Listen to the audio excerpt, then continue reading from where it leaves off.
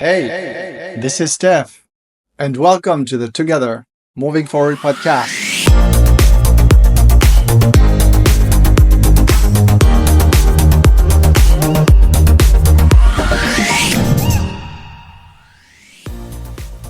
Hello, everyone. I'm Stef Vachon, and I'm a human being. Again, welcome to the Together Moving Forward podcast, finally loving and respecting ourselves. This is a podcast of the 2S LGBTQI+ community, along with our friends, allies, and all human beings. It feels great to be here with you today. To start, I need to say that I'm not a psychologist, a specialist, or someone with a college degree. I'm just a regular guy here to share with all of you and support each other. I won't tell anyone how to do things. Instead, I'll share my journey, and we will all share our journeys together. We'll learn from each other how to move forward. Before we meet today's guest, just a little reminder, it's Pride season, and I want to see you shining. Whether it's June or later this summer, let's keep the Pride spirit alive. I'm asking you to send me a short video selfie wishing a happy Pride. Simple, real, just like that. I'll be sharing all your videos on our social media every day. If your Pride celebration is coming up later this summer, no worries. Just send your videos when you're ready. So let's keep the Pride energy going and show the world that we're here, alive and united more than ever. Now let's jump right into who we have with us today. Today's guest is someone who brings heart, humor, and authenticity to everything she does. Ari Issac is a Toronto-based comedian, entrepreneur, and a proud member of the 2S LGBTQI+ community. With a vibrant personality and a story full of twist, resilience, and self-discovery, Ari reminds us how laughter and vulnerability can be powerful tools for healing. From childhood challenges to navigating identity, entrepreneurship, and community, Ari's journey is both inspiring and refreshingly real. I can't wait for you to hear our conversation. So let's dive in and meet Harry. Ari, thank you so much for being here with us today, and welcome to the Together Moving Forward podcast. Hi, thank you so much for having me, Steph. Ari, you're a Toronto-based comedian and entrepreneur. Can you tell us a bit more about your journey? Yeah, I started my career in corporate, and I really learned quickly that I don't think that I necessarily fit into the corporate framework. I love to work. I've always been a hard worker, but I learned that I just really find myself more drawn towards the performing arts, and just feeling a little bit more free. And in the corporate world, you don't normally have the freedom to just let your imagination go. And I went to a meditation retreat actually, and it was a big, how do I say, eye-opening experience, just to like sit with my thoughts and just be, within my own thoughts without any other outside influence.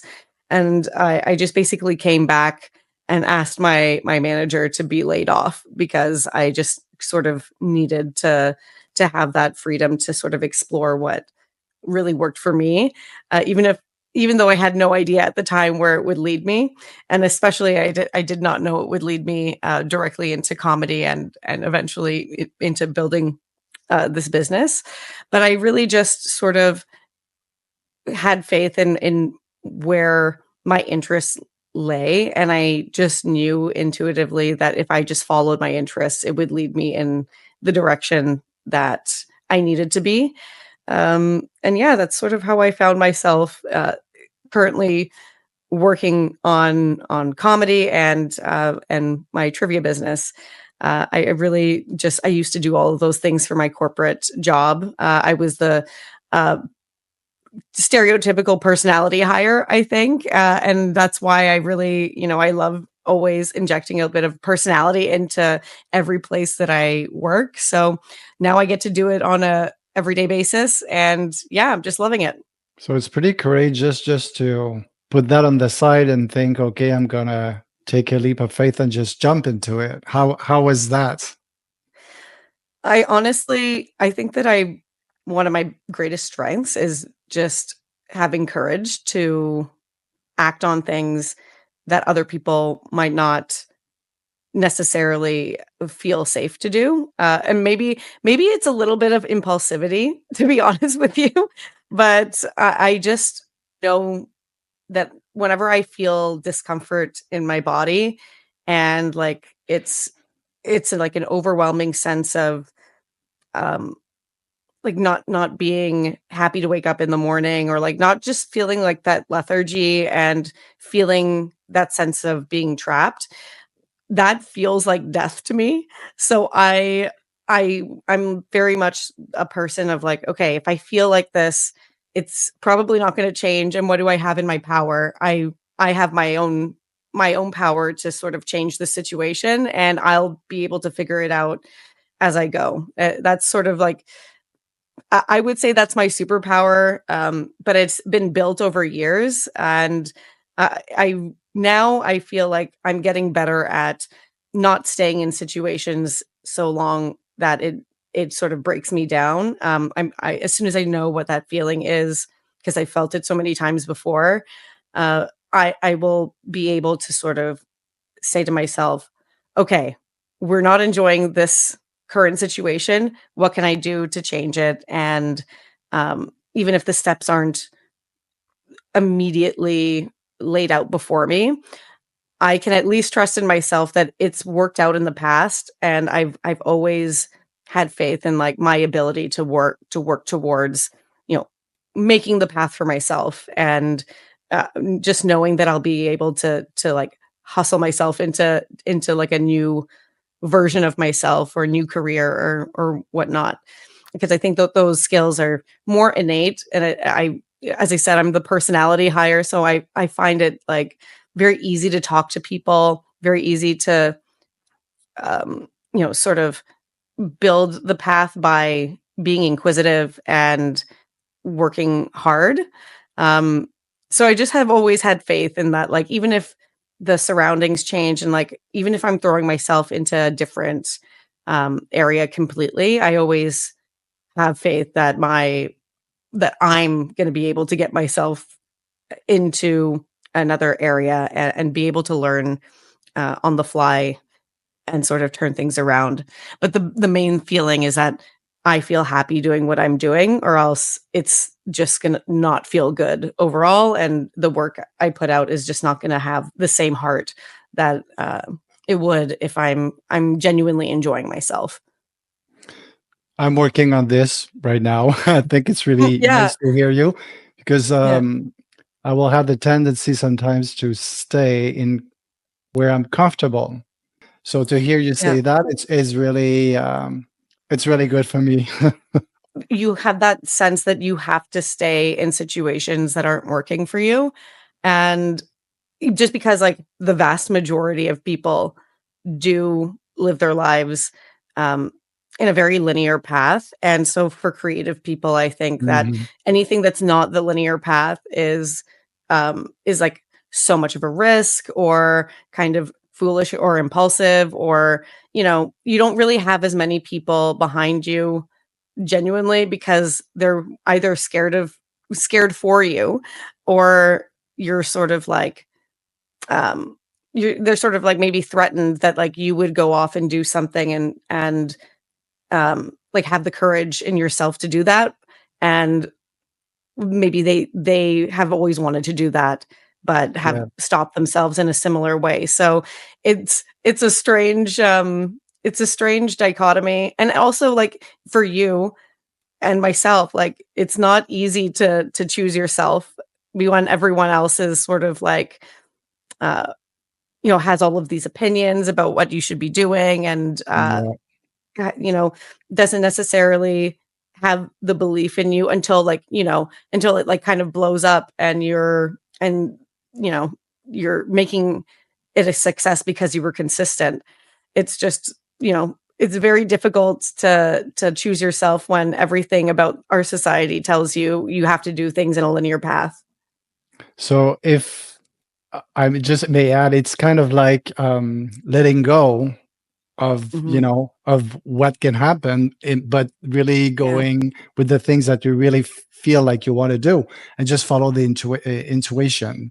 Yeah, I'm still getting I still struggle with it, I should say. I'm not I wouldn't consider myself an expert, but I definitely am learning to follow the inner voice and my intuition much much faster and sooner.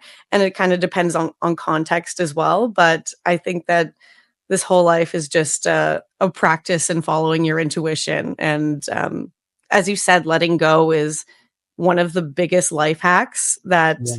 I've I've discovered. And I think that we constantly have to teach ourselves that lesson, or like it needs to be repeated in order for it to become like that muscle memory. Hmm. I don't know about you, but like anyone who has a business or just is a creator, I think, is a little bit of a control freak. So Mm. it's sort of Totally, yes, totally. yeah. So it's like yeah, you it's very difficult to let go in some circumstances because you're puppet mastering a lot of how everything, is uh, like works on the back end. And you want things uh to be received well, so you put a lot of effort into it, and it's very hard to not be a perfectionist. But I definitely think that sometimes the best way to to basically, like, trial and error things is that you can't control it, because sometimes the best ideas come from the places that weren't planned in the first place. So Yeah, just by like trying new things and just letting go and not having the pressure of, wanting to make this the thing, that yeah. was something that almost empowered me to sort of, try new things and like not be so serious about it. And then eventually it became the thing I was serious about.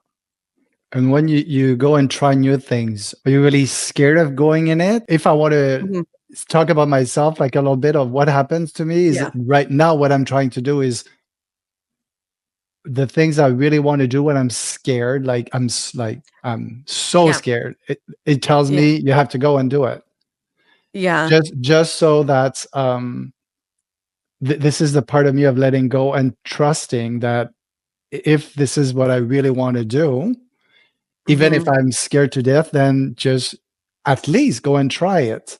So you Yeah. have no regrets. Exactly. It's such an important feeling because, and I was actually talking to my friend about this the other day. It's those things that make you feel the most scared, I think, are the portals to like your like personal power, I think, because it's an important thing to you that you would feel that sense of nervousness and anxiety. Yeah, And it's only by like facing it head on is it going to give you the opportunity to, either discover that talent, or just to see that where the starting point is. And once you cross the threshold, it's like, "Oh, I was scared of doing that, but actually it wasn't that bad." mm, And even if there are moments where you just feel like, "Okay, well, that wasn't as good as I wanted it to be," at least, like, that first step is like one of many steps. And then eventually, if you take enough steps in that path, you're just so far along, and you would have learned so much. But I think that it is literally that first step and that first leap into something new that makes you feel, oh my God, like, because you haven't yeah. started the journey and there's so much of the path left that you're like, oh, overwhelmed by it. But I do think that it's like if you just jump in, uh you'll either learn that, you're good at it and you wanna continue, or you can jump off the path again if you don't know, but at least you'll have clarity about what that is. And I I have been a chronic overthinker in my earlier years of life, and it only led to me feeling like a smaller version of myself, Yeah. and not empowered to act on things. And like life is about acting on your ideas, and either it works out and either you are empowered by it, or you just learn more about yourself and like what your strengths and weaknesses are. But if you don't try and if you don't even start, then it's very easy to get into that dialogue of like, I'm sure we all have friends that, they always say that they're going to do this, they're going to do that, but then they don't ever Mm. act on it, and stays in that conversation of like maybe or what if, or just like a planning stage of something. But yeah, it's like if you don't try and go for something that you've been thinking about and you've had on your mind for a long time, then you only have yourself to blame in a way, right? But I think I think that it's the first step is really do the first step, do the first step. go do the first step and then one thing at a time. And Yeah. how do you deal with the surrounding, the what people say or might advise you to do or not to do? How do you deal with that? In the beginning, it was very difficult to, um, well, one, it's like you're battling with two things. It's like the outside world. Uh, I didn't find a ton of like support in terms of like, I got a lot of like fear from the outside world, for especially Mhm. people who were close to me. They they were scared that, wouldn't uh I wouldn't be able to like take care of myself, or like because I was used to a different standard of living by, working in corporate for so long. And uh I think the expectation was that like, okay, like she'll just probably quit this and then go back to a corporate job at a certain point. But I think I felt like a little bit stubborn in some ways, where it's like as soon as somebody doesn't, think that I can do this myself, it fires me up to do it even more. So I just ever since, it's been 7 or 8 years now that I've just been working for myself and creating this new life. Like this life that I'm living now is so far and beyond like anything I thought was possible in my Mhm. corporate life. And like it's such a strange dichotomy of like, think being in the job before and making money on a regular basis, uh, and feeling almost dead inside at certain points. Some days are Yeah. better than others, but like, just that general feeling of like dread of like, I don't want to go to work. Like I was genuinely sad, and like I've never had to be on antidepressants in my life except for a certain job that I was in. And that was a sign for me that I should not be there. But like now Yeah. it's like 8 years later, I'm working with some of my best friends in the world. I'm having the most fun I've ever had. I'm making the most money that I've ever made, even in corporate. And I did that by just continuously choosing to prioritize the feeling that I was You, having, and like, yeah, and just, investing into myself rather than investing into like other people's ideas, or, you know, other people's wallet, yeah, right? exactly, Like, exactly. yeah, like I was going to say that just to feel that you're doing the work for yourself Yeah, every day is exactly. totally different than doing it Yeah, for a big company, right? exactly.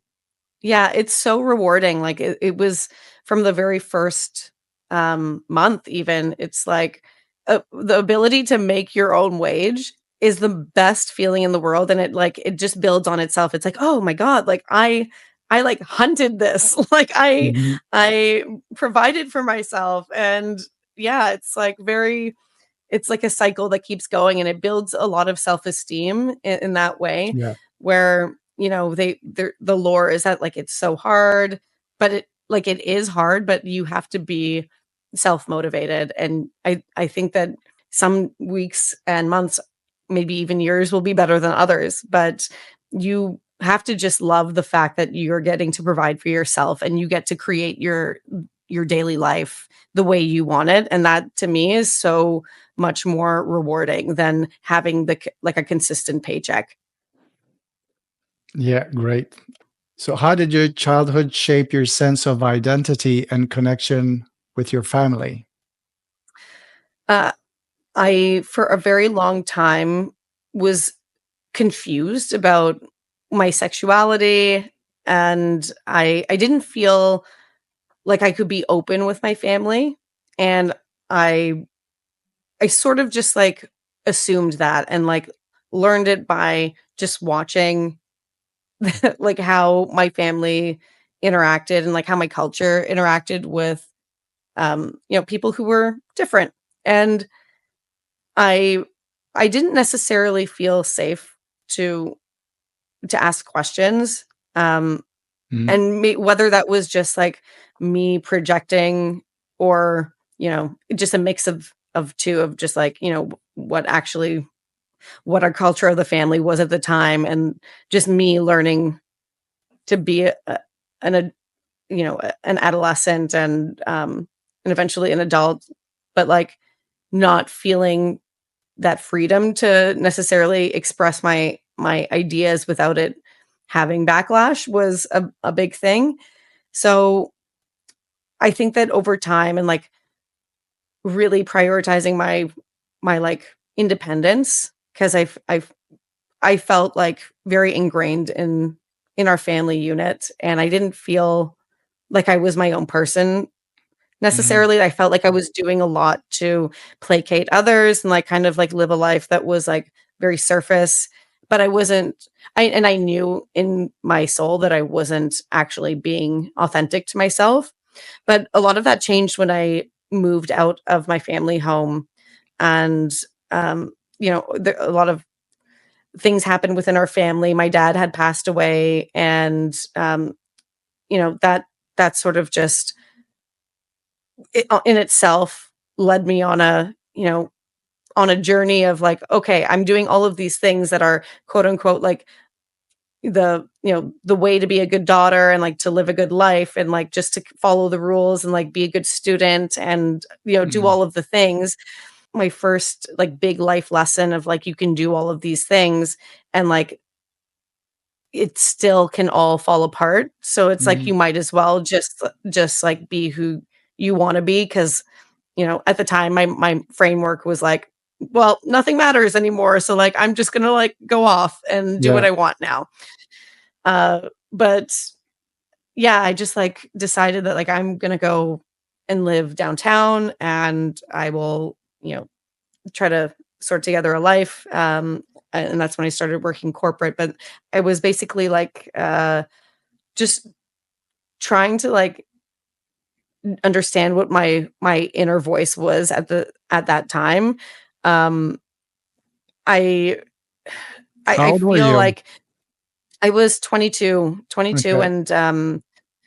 and yeah, during those 2 years between 22 and 24, I and also it was it was a big thing in my family. It seems like kind of like older to move out, but like I was like that was the oldest or sorry, youngest anyone in my family had ever moved out of the house. So it was that sort of like a big thing too of like me, Okay.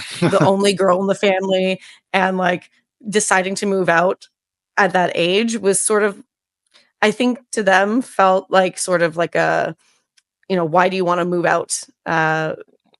Slap in the face type thing. Yeah. But I just always knew that I was like my path was going to be different. So I, very quickly just decided that I just wanted to support myself and like I didn't want anyone to like have power over my like me anymore because I just Mm, felt like people had been taking care of me my whole life and I wanted a chance to take care of myself and I didn't want anyone to like provide anything to me. I was going to like just do it myself mm. so that I could just sort of have that independence and like and that I wouldn't feel like indebted to anyone. I don't know if that makes sense, but like Yeah. it's just like this, you know, freedom thing. And I just didn't I didn't really explore my sexuality that much. It was only thought until I, eventually like had my own space and, had the encouragement of others like outside of my community that really like shaped my understanding that you can like try different things and experiment, and you don't have it doesn't need to mean anything necessarily, but at least you can just sort of, you know, put yourself out there to more experiences and see give it a chance. And yeah, I just like eventually just discovered that like, wow, this is like what I've been missing the whole time. And like I was cutting myself off from those experiences and not, taking those leaps of faith when if I did, I could have been a lot more happy and stable within myself. And my yeah, I basically I assumed a lot of my parents. I assumed that they wouldn't accept me for uh, living a different life. We didn't have a lot of people who were gay in our family and our Mhm. community, or outwardly gay.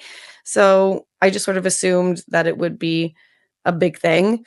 And then I just blurted it out to my mom one day when I was going home for a family get together, and she really reacted in such a wonderful way that it just made me uh, like question like why did I have in my head that she would just not love me or accept me, because like she just hugged me immediately and she asked like why didn't you tell me sooner, and like was so wonderful and reacted in such a positive way. And so it's kind of like I learned from watching, but also like you have to question your own thoughts sometimes because it can be coming from the inside sometimes as well. Like we assume a lot of others that might not necessarily be true. And Yeah, but if yeah. I may add with this is where the I would say our schools and our government Mhm. needs to Yeah, educate us and educate everybody, exactly. because Exactly. it depends on what we live, what we go through as young kids, and what we see Yeah. in the outside world will tell us that it is safe or it is Yeah, not safe to be who we exactly. are. So, Mhm. but I'm really happy for you that it went Yeah. that well. Yeah. That's really wonderful. Yeah, and to your point, like we definitely need to have more education, and like thank God that there is like social media this like these days. I mean, like it has its bad sides, but at least Yeah, it the good shows and the you like bad. yeah, the good and the bad. It's like the breadth of amount of people out there with different life Yeah. experiences, and like you know it it could have been way easier if we had that like to the scale that it is Yeah, today. and I would add, like, to the young kids, choose to Yeah. go look Yeah. at the good part of it, Yes. because Yeah. and try to not go into the bad ones. Perfect. But Yeah. Yeah. That's exact. what life transitions have shaped you the most?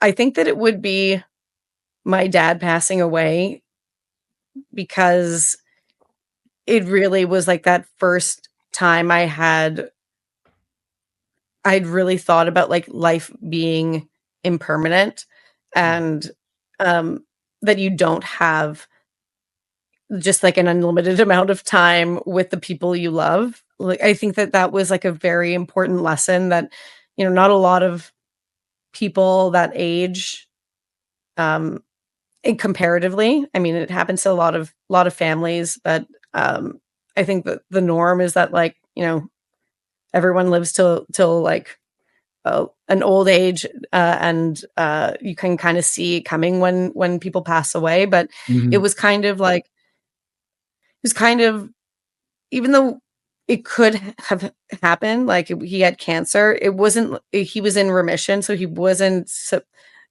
quote unquote supposed to pass away. You know what I mean? Mhm. Like we didn't know um, that it was going to get worse, and it got worse very suddenly, and it was like within a week's time, it was like not much time to prepare for, like you don't really know what's going to happen, and you really have to be uh, like discerning about how you spend that time, Yeah.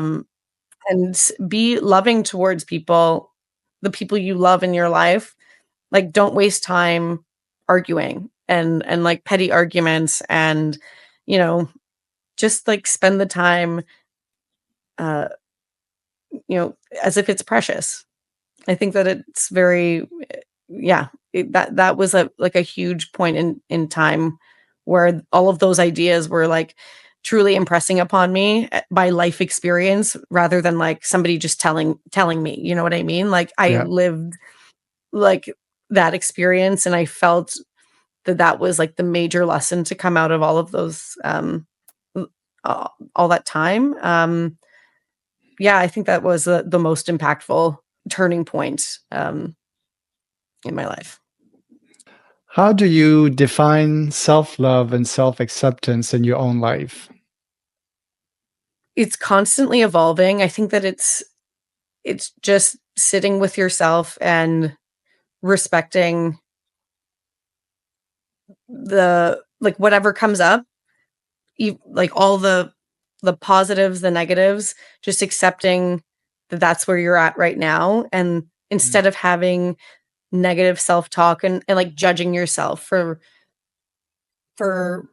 you know not being as far along as you want to be, right? Like, because Mhm. sometimes you can have a vision of like where you want to be, and then if you're not exactly there, or if you you know misstep and don't react in a situation where you were your best self, it's very easy for you to like you know negative self-talk and denigrate yourself, and just you know kind of undo all of the work that you've done to get yourself to that point in the first place. But I Mhm. think that just accepting that, you know, self-love is kind of like a zigzagging, line forward, and you're just sometimes it's going to be sometimes it's going to be much easier, but also sometimes you just have off days and you just need to like listen to yourself and maybe just pause. Like maybe just pause and uh not react immediately, just, go for a nap, go for a bath, and like Yeah, I was gonna say just give yourself a break. Yeah. give yourself a break. And not everything has to be perfect.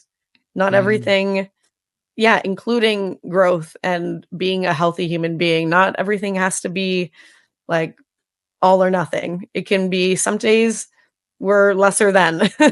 but at least at least you can consciously like know and be self-aware. Like I think the self-awareness is a thing where it's like, okay, I'm not feeling great right now. I'm going to do whatever I can do to make myself feel a little bit better, whether it's by journaling. Like journaling is a huge thing for me, especially before bed, and just like kind of like mind dump Yeah. into the journal, and Mhm.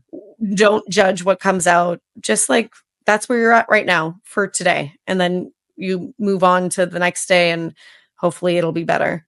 But Yeah, yeah, that yeah, that's a really good idea of just finishing your day and just putting it out there and then you know, move on yeah, to the next day when you wake up. Yeah, that's good. on to the next. Yeah. Ari, why is Mhm. community important in your life? Community is incredibly important. I think that you really can't go far without an amazing team behind you. Like you can try to do everything yourself, and I often was in the earlier stages of my life very much someone who thought that doing things independently made me stronger, or like made me, I don't know what the word is. It's almost like if I didn't do it totally by Alone? myself, Yeah. then I didn't deserve the reward that came with Okay. it. You know, Yeah, I but understand. yeah, that's not at all the way I perceive life now. It's it's been a really big journey, like moving myself and almost promoting myself from just being a sole entrepreneur to growing the team that I have to, over 10 people now. And it is so rewarding to be able to delegate things that I know are not my strongest suits to other people who really love doing those that work and those tasks, and excel in them. It makes me it takes our business and the things we're doing to new levels, and then I can delegate all of the things that kind of, you know, don't fall into my strong suits to the people who enjoy doing it, who love working on this business and having their piece of it. And we all are moving things forward together as a community within, this organization. And that to me was a big eye opener, because I feel like things are now really flowing in a really enjoyable way that uh includes everyone, and everyone has such great ideas, and I'm having the most fun in this version of the company that we've made. Um I know that I wouldn't be in that position right now if I was holding everything to myself and not sort of breaking it off into pieces and uh doing it with the community and just doing it as a solo entrepreneur. It wouldn't be as fun, and things wouldn't move as smoothly as they are now.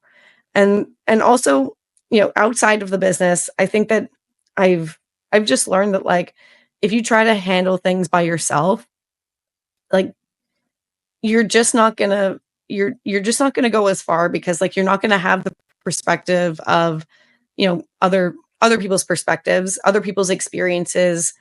Um if I was to shut down, not share, and in fact all the times that I have shut down and not shared what I was going through with my community, I would not have been able to sort of push myself to the next level, because one, they wouldn't have been able to be there to support me during the times when I was down, Hmm. but I wouldn't have the ability to know that, most times people have gone through the exact sort of setbacks that I've gone through, and I just felt like I was experiencing them alone. But as soon as I started to open up what I was going through, then, people from different factions of my life were able to help and give their perspective, and shared times in their lives where they were going through similar things. And it just makes you feel less isolated, less, you know like you're taking on the world by yourself, and that, this is just part of the life experience, and that we're just going through it together. And I find that, the togetherness in the community is way better than just trying to white knuckle things by yourself. What sources of inspiration motivates you to keep going? Mostly I would say it's I just don't want to be wrong. So the source of motivation is that I don't want to fail. So Okay. that my fear of failure really does keep me going. But I know that it's I have faith that no matter what, it'll be a success. My life will be a success. But that lingering sense of just oh, maybe it could all disappear tomorrow is my motivation, that no, we need to continue to work, and we're gonna put our best foot forward. And as long as I can continue to be consistent and just continue to innovate things, that's the motivation to continue. And also I there's so many people involved in the business now, that the motivation now is not only just self-preservation. It's I I really want to provide for all the people who are dedicating so many hours and time for me, and in building the business, and becoming this work family. It does feel like that pressure to be Yeah. okay, It's not just me anymore. It's like all of these people who Hmm. are great and want this to be a success. So like we have to put our best foot forward. What's something about yourself you're working on right now? Ooh, there's so many things. There's so many things, Steph. Like, um, that's good. yeah, I think that I'm working on becoming a more patient person with myself and wanting to just not want to rush into in life and business, like not wanting to rush so much and wanting Hmm. to slow things down and able to enable myself to just see what if what it is I'm doing is the best use of my time rather than just trying to like, you know, keep up with things or like or or if I see somebody or like a competitor doing something, like not rushing to like immediately do that thing and Uh-huh. just see like, you know, maybe it's not right for our business to do this or for me to do this as a person. Maybe my effort is better spent in these other areas that I do have interest in and like Mhm. not rushing myself to, you know, keep up with other people and just really stay in my lane and just slow down and manage manage the amount of work that I have to do so that it doesn't feel overwhelming and so that I don't have to do like rework, you know what I mean? Just like slowing Yeah, down and being patient and getting all of the information and really working on putting out a really good product that we can be proud of. I really like And this stay in your yeah. lane. That Yeah, really stay in your lane. that's really Stay in your good. lane, slow, And be slow, patient. Yeah, gentle, gentle. yeah, Just there's no rush and, slow and steady wins the race. yeah. That's Mhm. really good. Thank you. It's new. It's fully new. It's really good for me too. It's really good because Mhm. I now have I feel the rush of I have this urgency of living now, Yeah, like yeah. so much. Like you were saying Mhm. earlier about seeing other people either getting sick or passing away or Yeah. and there's certain things that happens in your life that you're waking up and you're like, oh my god, Mhm. you don't know, so Yeah. to have the urgency, that's what I'm working on right now for me, is Mhm. because I have such an urgency of living and wanting to do Mhm. everything now and Yeah, before yeah. it's too late. But yeah, it's a little Yeah, bit tiring sometimes sometimes, yeah. and like at the end of the day I can be overwhelmed. So this Well, I really you like know what? the yeah. Yeah. I think that it's kind of a balance though, because it's like there's certain times for like being urgent with things and like that you wanna strike when the iron's hot, but also Mm. just like knowing that it's okay to not be like that all the time. Like, cause it's very easy once you're in that mode to like continue the spiral of like, okay, we gotta Yeah, do this, this, this, this, this, exactly. and then it never stops. Yeah, so your Yeah. lane, that to stay in your lane, I really like this. Thank you very much. Yeah. It's gonna help me a lot. You're welcome. Let me know how it goes. Oh, yes, for sure. Yeah, for sure.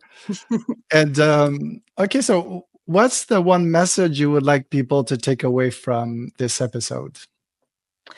I think that the best piece of advice that I could give anyone is that the biggest areas for improvement in your life come from the areas that you're scared of moving forward on. So you should always be putting yourself in the situations that like could change you the most. And those are the Mhm. scariest ones to be in. And when you're standing on like a precipice, like it feels like a cliff, right? Sometimes it can feel like a cliff, those decisions that you have to make. I really do think that if you're thinking about things enough for you to like overthink and get into this spiral, it's clearly a decision that you have to make and it's clearly something that you want to do. And I would say 9 times out of 10, you always know the answer, and Mhm. you're always the overthinking can come from trying to talk yourself out of the thing that you wanna do. So, it's like, Yeah. what was the initial thought? Was the initial thought like, "Okay, I really want to pursue this thing," right? Whatever it is.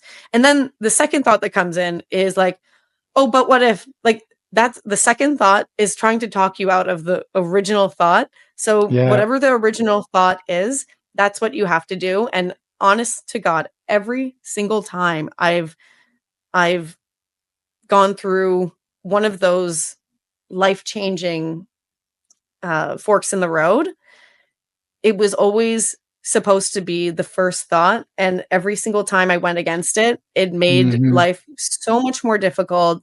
It was so much more painful. I wasted so much time. I wasted other people's time. I I was trying to go an easier route that actually was harder because I had to, like, battle myself, and I had to, like, really yeah, I just, like, I it wasn't easy. It was not as easy as you think. It's easier to Mhm. actually just do the thing.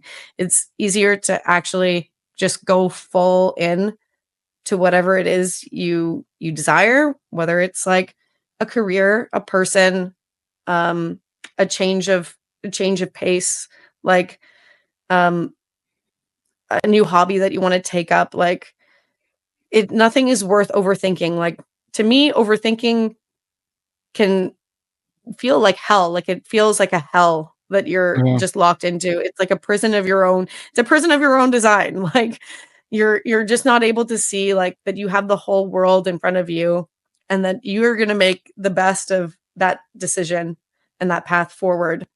But I think that people not having enough confidence and, like, self-esteem, that can be the thing that causes you to overthink and, like, get into that cycle Mhm. of not moving forward because it's like you're walking in a circle rather than, like, walking towards the thing that you wanna do.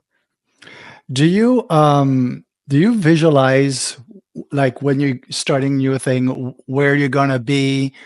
Because for myself, when with figure skating, when I was young, Mhm, I was mhm, taught really young to mhm, visualize a routine for the competition, and I'm mhm, trying really hard to do this on my day-to-day life now, even mhm. as I'm Yeah, doing any projects, and I find that it really works to see yourself yeah, already ahead where you want to be, like where yeah, you like it as if you are already, and just to so I will do yeah, that even like at night when I'm not sleeping, and because I'm yeah, overthinking, so I yeah. try to go into just a visualize Visualization, yeah, yeah, the yeah, visualization, and I it really helps. yeah. I definitely even though you know, you can plan for certain things, it might not turn out how you envisioned it, like, just having the vision in the first place, like, is the important thing, I Yeah. think. Like, Mm. I'm classic for making lists. I'm a total Virgo, like, I really make a lot of lists, and, I really, try to get specific with the things that I want. Like, I do, like, 5-year projections and, like, even just for the month or, like, even the day. Like, I love a list, but even I'm very good at, like, just knowing that even if the list doesn't come together or, like, even if I don't get everything on the list, like, Mhm. just being able to envision where I wanna go and, like, the things I wanna do, um, Mhm. and, like, get into the mindset of, like, already having achieved them. Those are really important things, and I think it gives you structure, like, the structure and the ability to, like, see that there is a path towards, like, an end some sort of an end goal, even if it, Yeah. like, shifts. But, yeah, it's like you don't know where the path will lead you, but it's really helpful to, like, ground yourself in the specific things that, um need to happen for you to get there and like how you want your life to turn out. I think having that vision in your mind is so important. And that can be like a self-motivating um, you know, exercise as well. It's like if you just get into the habit of envisioning the life you want to have in 5 years and just keep that in your mind, it Yeah. can be very like motivating for you today to like get through all of the tasks that you don't want to do necessarily. Just Hmm. like keeping that vision in your mind, like, it's gonna maybe take a few years, but if I keep doing this, it will eventually lead to Yeah. that version of myself. Great. Well, Ari, thank you so much for being with us today. Thank you so And much too. so the website of your business is going to be on the bio. So anybody that wants to know more about you is welcome to go check it out. You also Amazing. have some profiles on Instagram and Yes. other social Yeah, medias. check me out. Check me Cool. out. Follow. We have Yeah, super fun games and we'll make you laugh. That's it. great. And if I may say, I'm probably going to be in Toronto for Pride this year again. So maybe I could just Amazing. go Let's by party. somewhere and say hi to you. That would be nice to see you Absolutely, in person. absolutely. We're throwing some really exciting Pride events at the Eden Center this year. So Oh, great. we're gonna pride it up. Don't you worry, Steph. It's gonna be great. Great. Do you have any things for kids too? Because I will have my son. I'm making it family friendly. So it's a Really? family friendly Excellent. Pride event. Yeah, it's gonna be great. Oh, well, for sure. Then we'll have to meet. I'll go check it out for sure. So thank you Amazing. again. And Thanks, Steph. we'll see This you was like later. therapy. Yeah. For me too. It's great, great, Yeah, great advices. Thank you. amazing. All right, let's talk again soon. Yeah. Take care. Okay. Enjoy the You rest of your too. day, week. Yeah. Bye. You too. Bye. Bye. Thank you so much, Ari. Your story is a beautiful reminder that embracing who we are fully and unapologetically is one of the most powerful things we can do. My dear friends, it's already time to say au revoir just for now. As we wrap up this episode and head into the month of June, I want to take a moment to wish everyone a beautiful and joyful Pride. Whether you're out and proud, still on your journey, or simply showing up as an ally, this month is a celebration of love, resilience, and the power of being true to yourself. And remember that you're not alone. So, from my heart to yours, happy Pride and thank you for moving forward with me. I'll be back next Wednesday with another inspiring episode of the Together Moving Forward podcast, where we'll continue to share stories that empower and connect us all. Everybody, share this podcast and spread the good news. Remember, solidarity beats hate. The more we unite, the stronger we become. Because at the end of the day, we are all equally human and we all deserve the same rights. One last thing before I go.